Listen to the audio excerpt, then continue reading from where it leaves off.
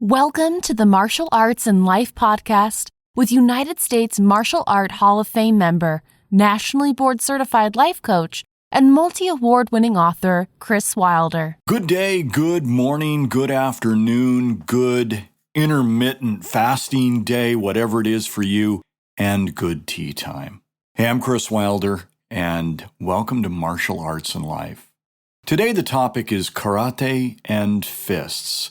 Karate fists and samurai swords and fists of karate.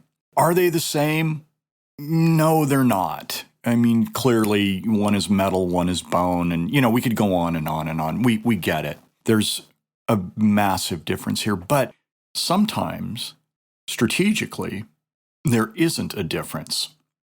And so what we're going to do is we're going to dive into Miyamoto Musashi. Now, Lawrence Kane and I have been working on a new book, and it's called the Musashi Field Manual, The Sword Saint's Secret for Winning the Tests of Life. And what I want to do is I want to share a section with you because in doing the research on this, it changed the way that I have always seen a classic moment in Musashi's life. And when we get done with this podcast, you're going to see it that way as well. Now, this is not a mutually exclusive type of thing. It's not a zero-sum version of this. It's not, this is what it really is. This is actually just an opportunity to delve into another layer of the moment, not necessarily an alternative viewpoint, because all of these viewpoints, as I'm going to present them, can all exist at the same time in the same place. And that is really cool. I'd like to read to you from this section of the Musashi Field Manual. It's based on the Dakoto, the 21 precepts that Musashi wrote down to guide his students, to give them some direction as he was taking leave of this life. I think he started writing it 2 years before he died. It's not very long. It's only 21 precepts, but it's part of his legacy. And in doing the work on this Musashi Field Manual, this being 20 plus some odd books, 20, 22 or something in that order, you learn a lot when you write. You learn a lot about history, tactics, strategy. I'm not talking about the book of, here's my journey of karate. Well, that's just telling a story. That's a fireside chat, and it's fine, but that's what it is. It doesn't require any external effort. It's all internal. When Lawrence and I light out on these tasks, we find ourselves researching, learning, discovering truths, and discovering lies. And so what I'd like to do is read that section to you now. And this, in turn, will set up this discovery that we had and I want to share with you.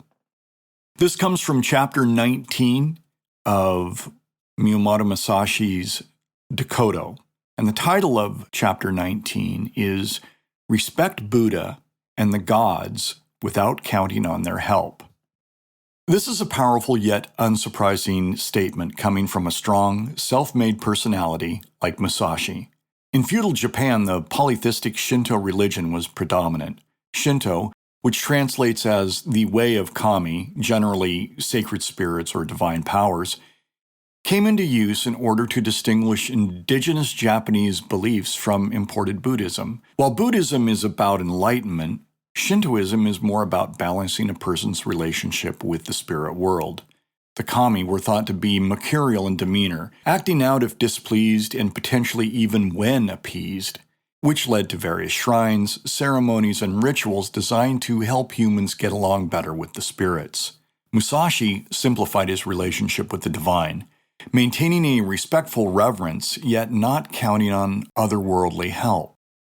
He certainly did not dispute the existence of God or gods, yet did not expect anything from him or them or either. This perspective is pretty much in line with Western views of theology as well. For example, the phrase, God helps those who helps themselves, is one of the most quoted biblical phrases, but not actually found in the Bible.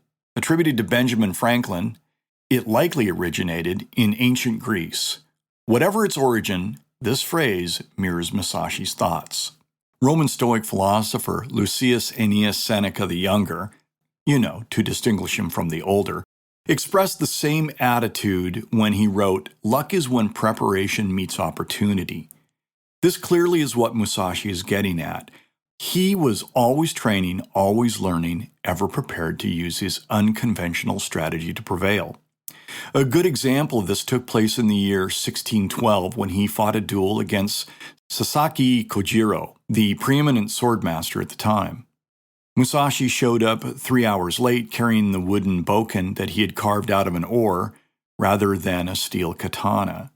Since Musashi knew that Kojiro's sword was longer than normal, he made his wooden sword a bit longer, and that too giving him an advantage in reach.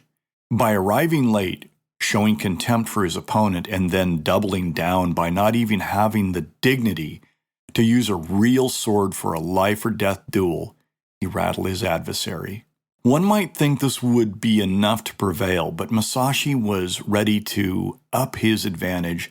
One might think that this would be enough to prevail, but Musashi was ready to up his advantage, given any additional opening. When Kojiro drew his sword, he threw his saya, the scabbard, aside in disgust, and that is when preparation met opportunity. Musashi unnerved his adversary further by saying, "If you have no use for your scabbard, you're already dead." In this fashion, Musashi had won before the fight even began. No divine providence, no luck required. He set things up so that he had no option but to prevail in his fight with Kojiro, something he did not once, but more than 60 times in duels, and many, many more in skirmishes on the battlefield. Musashi's position was simple, but yours may be more complex when it comes to your religious or spiritual beliefs. He hedged his bets, being courteous when dealing with things divine, yet did not count on them for anything. There's a little more to this section, but this is the nugget that we're hunting for right now. Years ago, I had to go to a local bookstore and order a copy of the Go-Rin no Sho, the Book of Five Rings. This, of course, is Musashi's great work.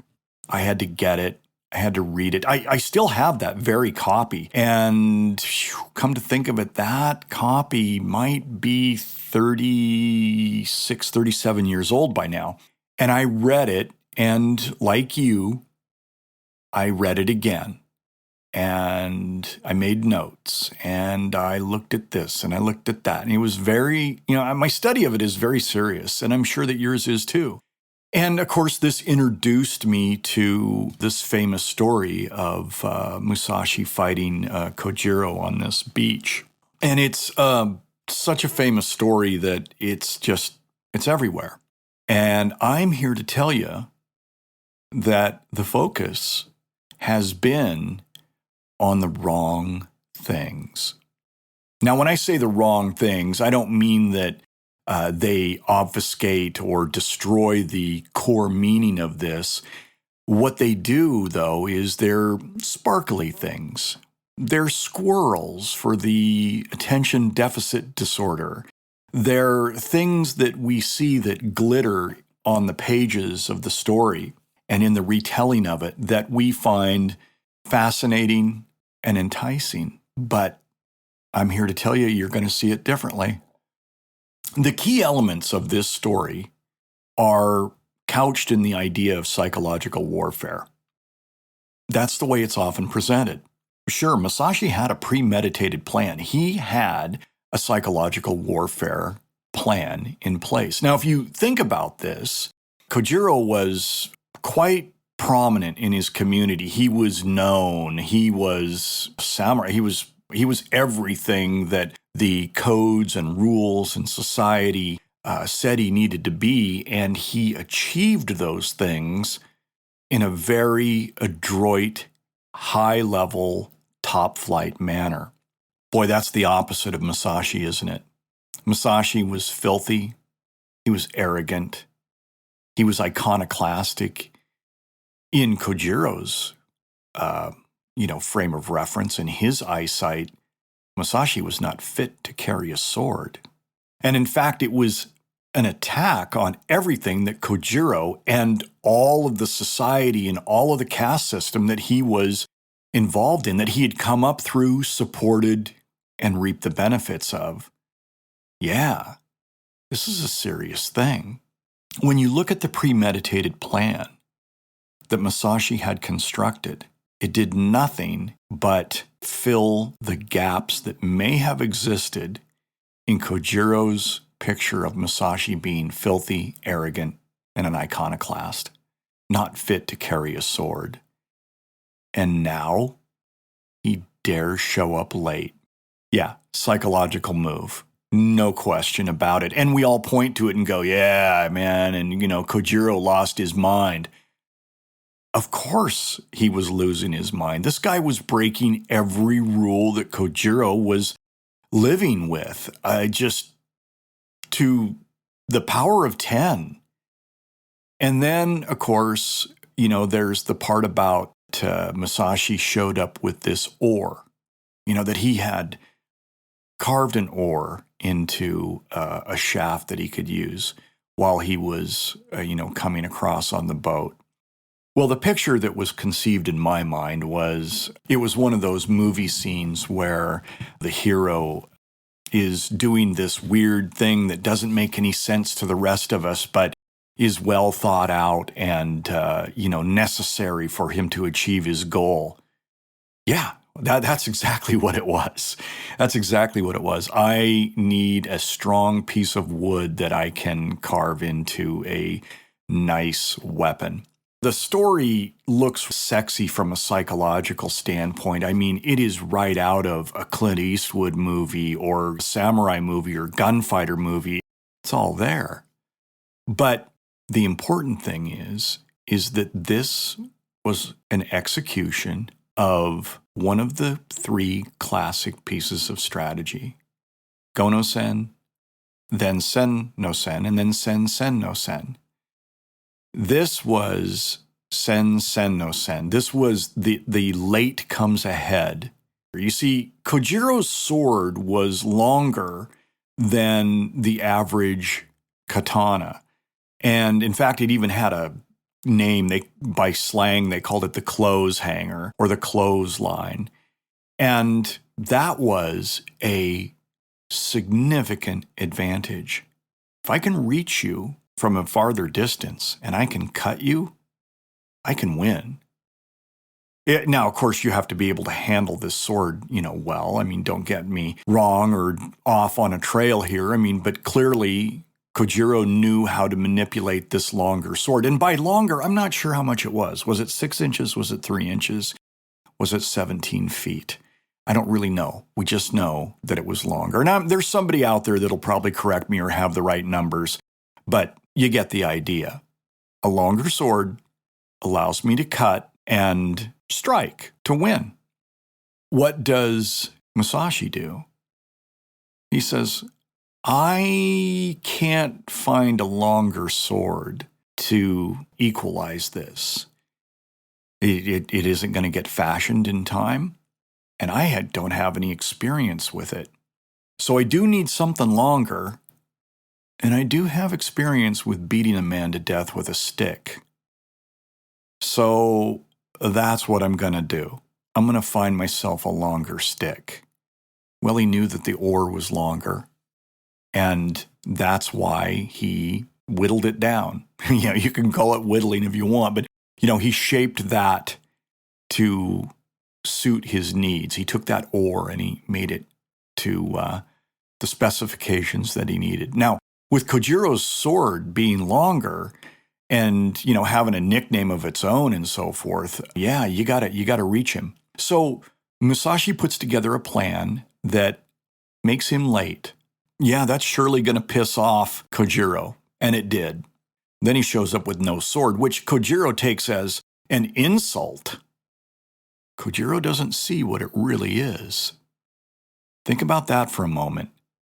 Kojiro is looking at the weapon that is going to end his life, and he can't recognize it as such. That was a move upon moves. One of the ways that you could look at this is that Musashi actually took Kojiro's advantage away from him by doing exactly what he was doing. Now, I want to jump over to Sun Tzu for just a minute, and there's actually a section of Sun Tzu, and I'm going to, in his Art of War, and I'm going to paraphrase this a little bit, but the point is that what Sun Tzu says that if you are lacking understanding in what you need to do or what your next move needs to be, copy your opponent. You'll appear a genius. That's what Musashi did. He said, oh, I'm going to copy your distance, and then I'm going to one-up you a little bit. It's almost like it's a Soviet-USA arms race from the Cold War. I'm going to make a bigger weapon than you. Well, I've got a 20 megaton bomb. I've got a 25. 25, I'll see you 30. We all know about the arms race, and that's what this was this was an arms race. But Musashi's superior weapon was not seen by Kojiro. He couldn't see it for what it was. Now, here's the point that I think that's important here, is that the sword that Kojiro had was a little bit longer and it allowed him to cut at a distance, and we've already established, that was a great advantage. And so Musashi decides to get a little bit more distance with a weapon that he's familiar with. And we know that he couldn't have gotten a longer sword anyway and how he would have handled it, but he was familiar with how to beat a man to death with a stick. And that's what he went with. It's like the old football coach said. He said, get there the fastest with the most. Now think about what that football coach is saying to his players. He's not saying, be perfect. He's not saying, be perfectly square, have your feet in position. I mean, of course, those things are desired. But as a strategy, he's saying, get to the point where the ball is faster than your opponent and be there with more than them.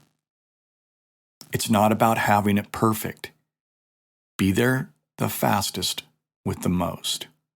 So now we take this movement and we look at it, this movement of being the fastest with the most. And you look at Musashi and he can strike from a distance. He can strike from a distance before Kojiro can adjust to get close enough to make a cut. Musashi is getting there the fastest with the most. Now, this was an ugly death. Do not think that this was some sort of elegant slice and somebody falls down dead and then we whip our sword and put it. No, this was an extraordinarily brutal death. Kojiro was beat to death with a stick. He was beat to death with a stick on the beach. Now, we don't know what that looked like, but you can surely imagine it in your own mind, how that went down. Because as soon as Kojiro was stunned with what I would assume to be, and I think you would be too, a straight thrust to the face, because a stick doesn't cut.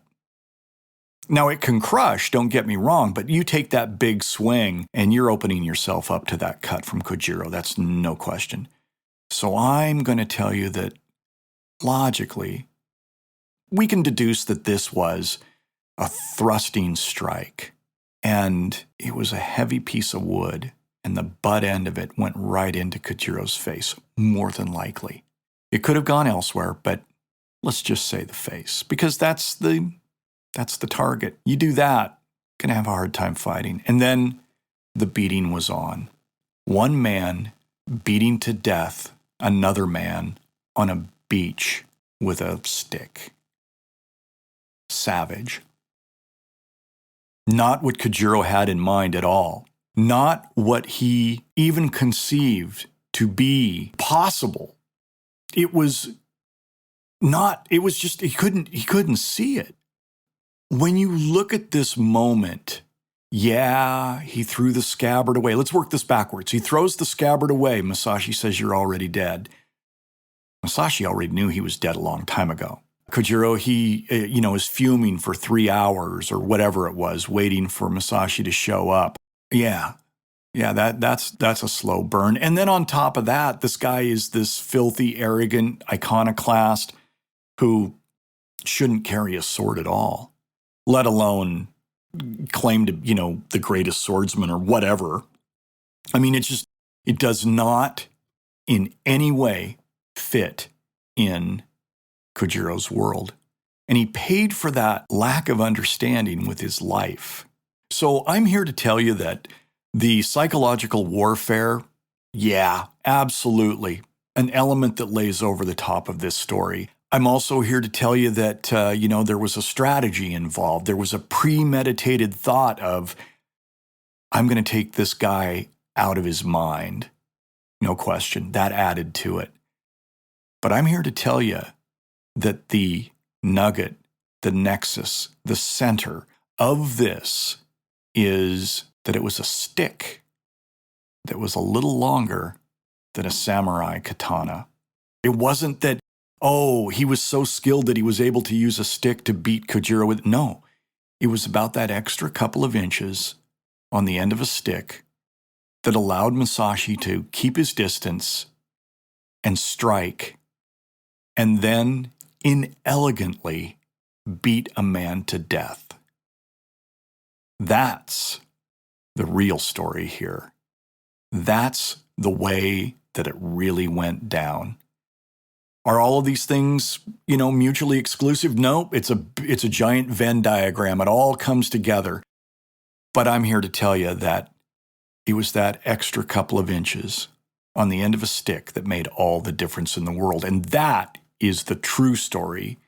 That is the true center of this story. This is one of those things that I wanted to tell you that you learn when you write these kinds of books. So, shortly our book, the Musashi Field Manual, The Sword Saint's Secret for Winning the Tests of Life, is going to be out. We haven't really got a publication date, but it's going to be soon. And this was one of the chapters that revealed something that we had assumed we knew, and we didn't know. That there was an underlying factor, there was an underlying level that was discovered. Now, just a little bit about the book. We call it a book, but it is a manual. It's designed to make you go through this kind of process. It's designed for you to go through the 21 precepts to make you challenge in writing some of your own ideas and some of your own thoughts, and to take the lessons and wisdom from this guy from the 16th century, arguably the world's greatest swordsman, and to say, that reshaped my world, just like it reshaped this story, this piece of history. It was about a couple more inches of wood. That's what made the difference. And that's the kind of thing that we hope that you'll find in the Musashi Field Manual. The subtitle, of course, is The Sword Saint's Secret for Winning the Tests of Life. And if you're looking to get it, it'll be on Amazon, but it's not there as of this publication date, but it should be there shortly. Listen, if you've enjoyed Martial Arts and Life, you've enjoyed the podcast, do me a favor. If you're on iTunes, go over and leave a review. You leave a review that you think is right, okay? I think it's ridiculous for somebody to say, you need to leave a 5-star. 5-star, do 5-star. No, people will make their own choices. If it deserves a 4, it deserves a 4. If it deserves a 5, it'll get a 5. That's the way the world works.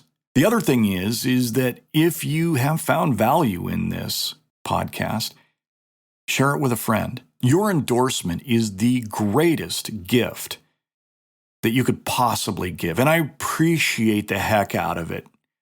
Sincerely, if you want to go ahead and forward this to somebody, please do it. It makes all the difference in the world, and I appreciate the heck out of it. This is Chris Wilder, Martial Arts and Life. I want to thank you for letting me in your ear holes, and until next time, be well.